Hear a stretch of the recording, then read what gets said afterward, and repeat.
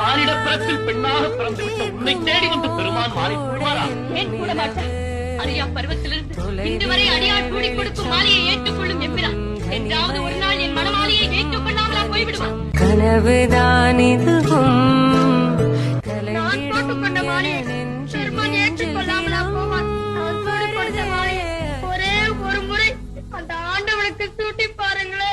மேக தூதம் பாட வேண்டும், மேனி மீது சாரல் வேண்டும், காளிதாசன் காண வேண்டும், காணவில் வரும் வாழ்வில் மீண்டும்.